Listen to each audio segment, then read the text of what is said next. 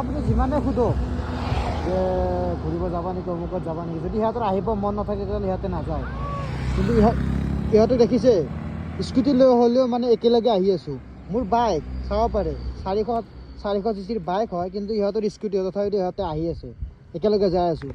চ' আহিব মন থাকিলে ন চবেই এনেই আহিব পাৰে। চ' মানুহক লগ ধৰা বা মানুহক হেৰি কৰা বাদ দিয়ক, অকলে আহক, এনজয় কৰক।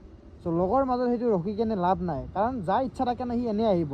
চ' ইচ্ছা নাথাকিলে ক'ব যে মোৰ চিচি নাই, মোৰ বাইকটো অমুক হয়, যে মোৰ স্কুটি হয় মই নোৱাৰিম। ইহঁতক চাইছে, ইহঁতে মানে এনেকুৱা স্কুটি লৈ আহিছে দেখিছে এনে গ'ল। চ' মই অলপ আগতে কিনে লগ ধৰিম, চ' একেলগে লাহে ধীৰে যায় 40-50 যাব। চ' আহিব ইচ্ছা থাকিলে ন এনেই আহিব পাৰে। চ' তাৰ কাৰণে এইবিলাক বাদ দিয়ক, লগ ধৰা, ফ্ৰেণ্ডশ্বিপৰ লগত আহা। যদি কোনোবাৰ আহিব মন থাকে ন চ' এনেই আহিব, গম পাইছেনে নাই? চ' অকলে আহক, চ'ল' ট্ৰেভেল কৰক, বিন্দাছ এনজয় কৰক। আৰু যাৰ আহিব মন থাকে সি আহিবই ভাই। ত' এইটো ক'ব আছিলে ভাই।